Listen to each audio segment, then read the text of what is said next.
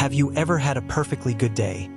A day where you felt productive, capable, and at peace, only to have it ruined by a 30-second scroll through your phone? You see someone younger than you achieving more. You see someone happier than you living a life that looks like a movie. In an instant, your satisfaction evaporates. Your house feels too small, your career feels too slow, and your body feels like a project you're failing.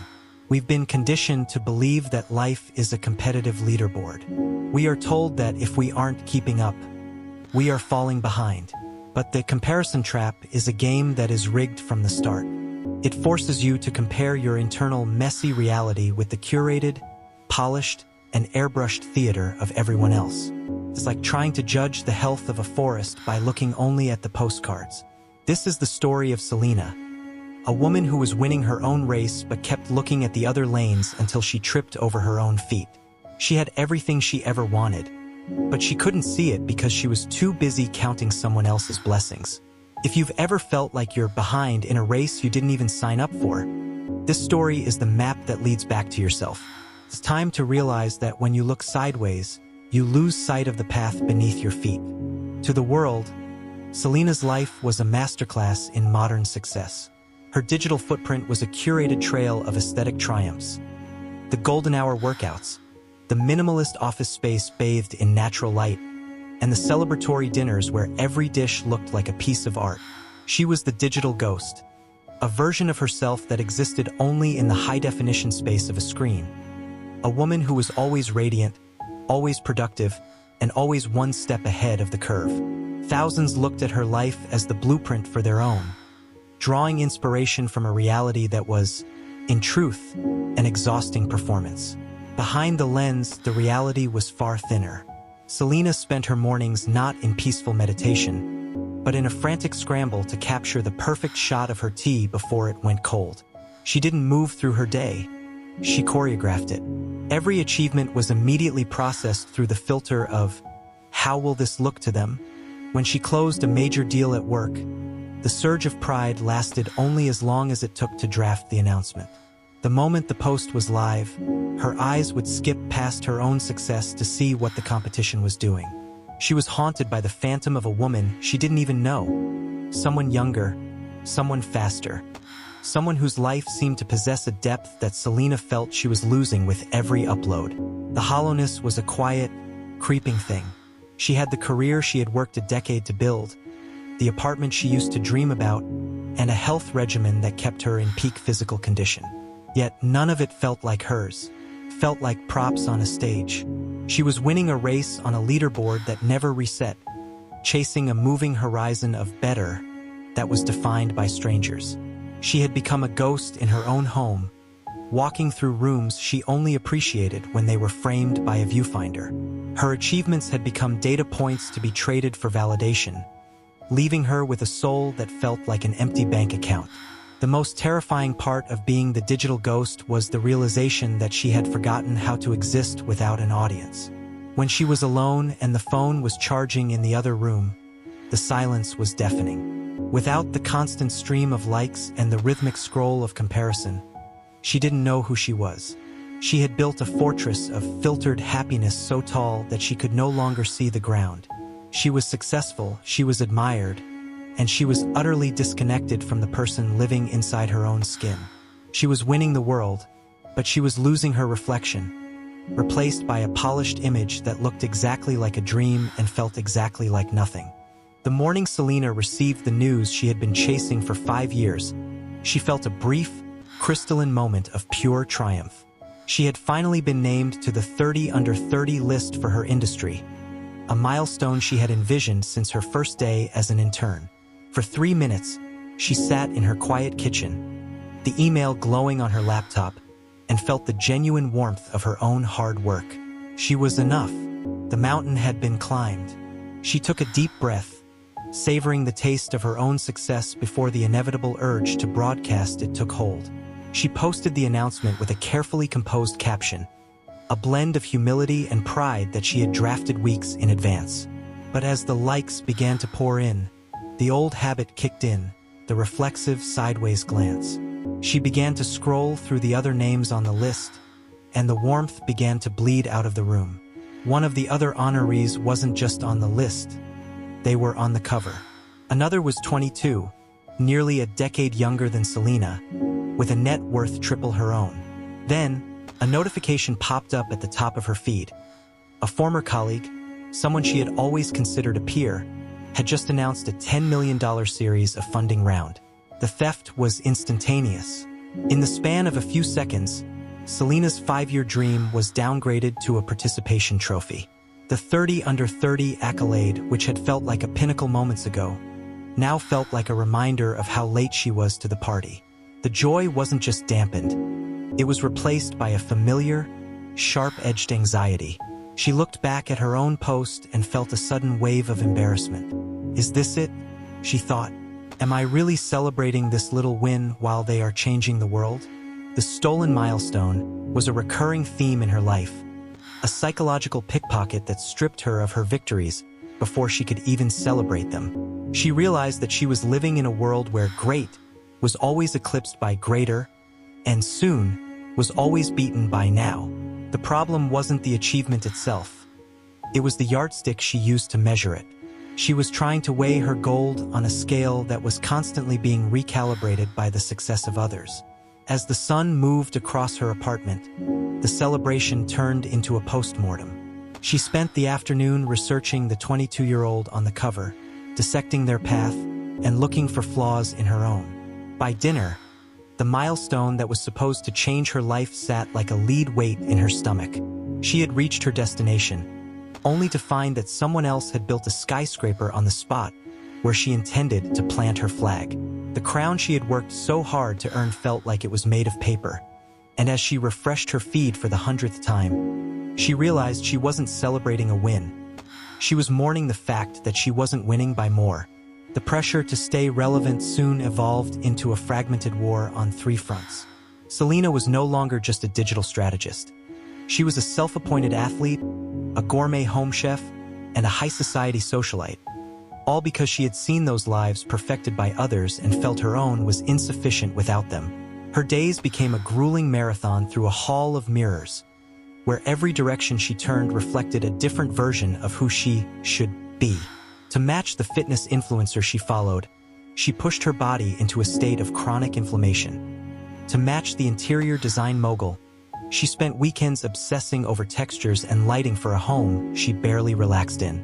She was running 3 different races toward 3 different finish lines, and the exertion was hollowing her out from the inside.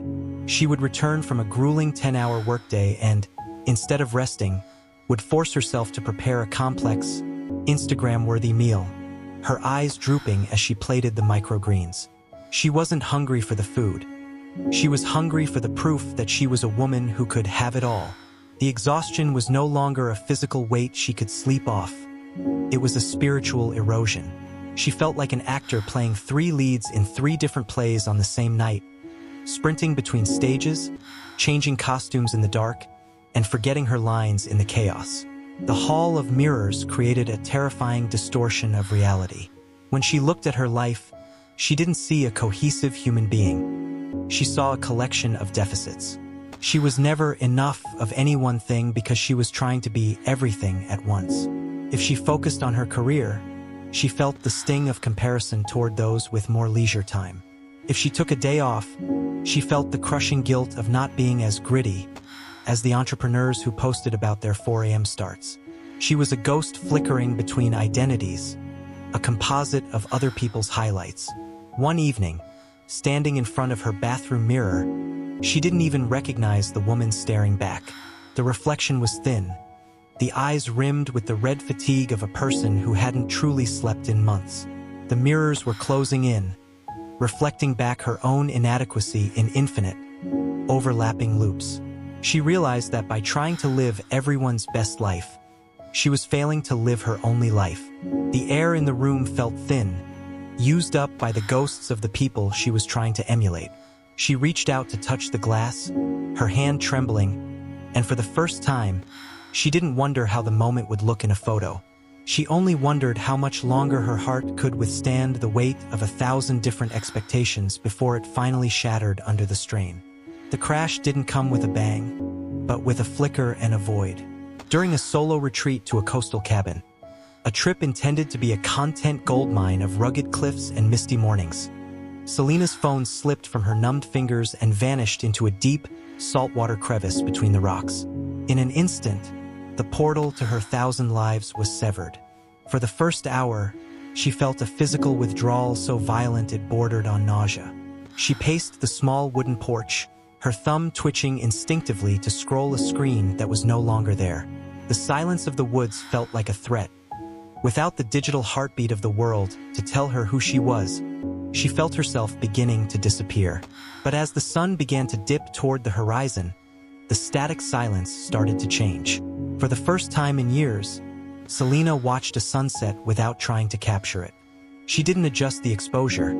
She didn't wait for the golden hour to hit her face just right. She simply sat. She noticed the way the cold air bit at her lungs, and how the rhythmic crashing of the waves didn't need a caption to be powerful. Without the sideways glance at a rival's feed, the sunset wasn't a competition. It wasn't better or worse than a sunset in Bali or a rooftop in Paris. It was just hers. The days that followed were a revelation of the unrecorded. She ate meals while they were hot, tasting the salt and the earthiness of the vegetables instead of viewing them as a color palette. She went for a hike and realized that her heart rate and her stride were enough, even if no GPS map tracked her path and no one liked her endurance. She found a dusty book on a shelf and read for hours, her focus undisturbed by the ping of a notification or the phantom itch of an unanswered comment. In the absence of the mirrors, the distortion began to fade. She discovered a strange, quiet beauty in the mundane. She spent an afternoon simply watching a beetle navigate the cracks in the floorboards, marveling at a tiny life that lived entirely without an audience. She realized that the most profound moments of her life were the ones that were impossible to photograph.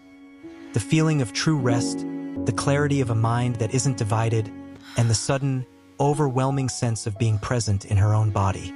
The silence wasn't empty. It was full of the person she had been ignoring. She was no longer a digital ghost haunting her own life.